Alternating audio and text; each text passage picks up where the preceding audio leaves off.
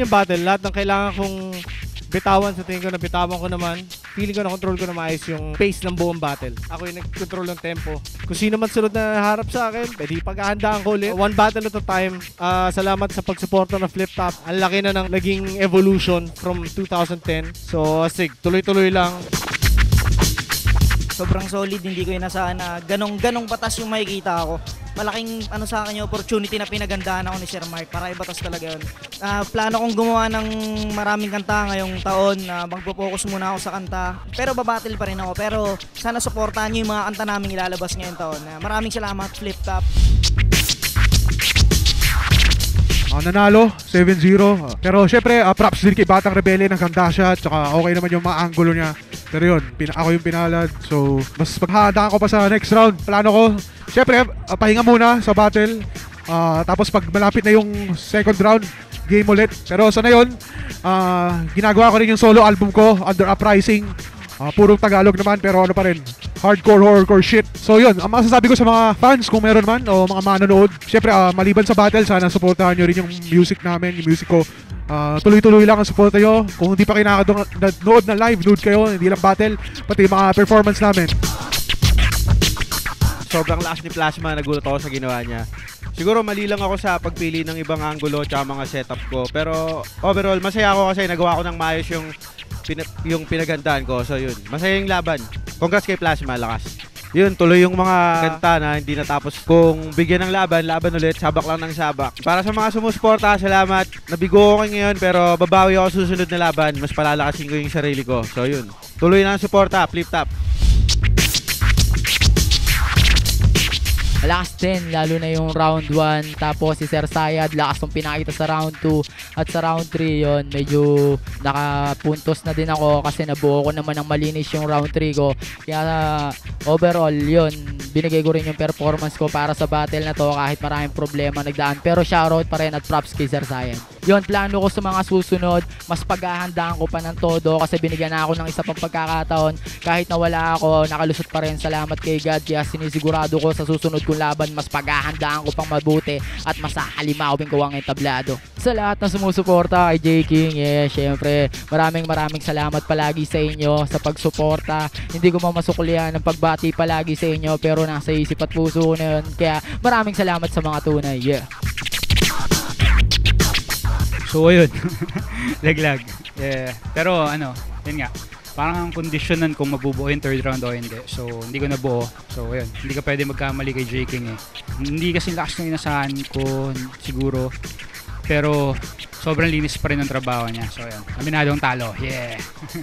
Plano ko pagkatapos nito, yun, second album ng Ilustrado. Sa mga nanonood sa akin, so yun, siguro naman sanay naman na kayo Masaya yung battle at gaya ng ina-expect ko, medyo magaan lang yung battle, wala masyadong personalan na naganap. Props kay Lipcram. Binuenas lang ako yung huli, siya yung nauna. So feeling ko iba yung resulta nun kung sakaling magkabaliktad. So congrats sa amin dalawa, kay Lipcram, galing. Ngayon, gusto ko ulit na-miss kong bumatel, na-miss ko yung Flip Top, na-miss ko yung energy na binibigay. Actually, all this, yung mga panahon na hindi ako bumabattle, tinatry ko talagang sumulat ng pangalawa kong album. Kaso, ewan ko parang may writer's block, alam mo yun.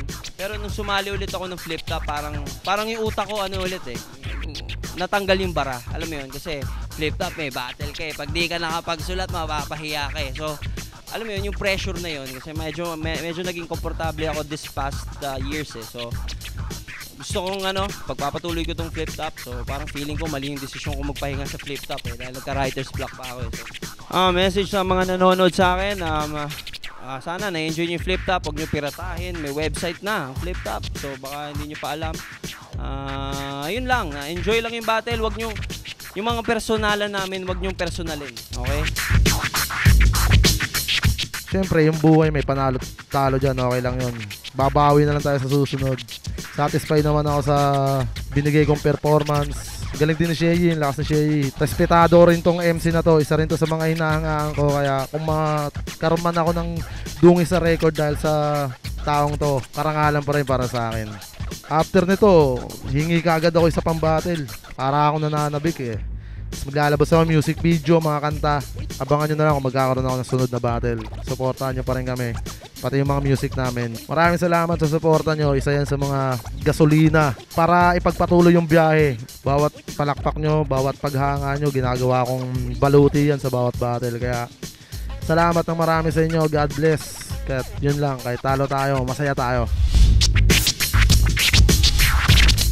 Grabe, ang sarap ng battle. Sarap bumattle ulit. Sarap gumawa ulit ng battle bars. Ang sarap ng battle namin ni Poison 13. Sobrang nag-enjoy ako at na-excite ako sa susunod. Lalabas ako ng 2 album, 2 music video, at kung ano-ano pa, lahat ilalabas ko this year. Abangan niyo po yung lahat. Maraming salamat sa lahat ng sumuporta, simulat sa pool. Salamat din sa lahat ng nagduda. Pinapalakas niyo lagi yung loob ko para maging mas malakas na MC. Kaya, mabuhay kayo lahat at pakyo kayong lahat.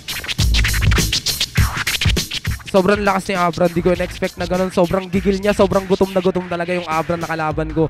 Pero okay pa rin, naging masaya, nag-enjoy naman ako. Ito yung pinakamasayang talo ko. Maraming salamat pa rin sa patuloy na nanonood sa akin. Sana tuloy lang, di man ako ganun kalakas katulad ng idol nyo. Sana huwag kayong magsawa na tangkilingin yung mga kahit katiting na bara ko na sana napapasaya ko kayo. Ayun. Sana huwag kayong magsawang sumuporta. Lalo na sa flip top, huwag niyong piratahin.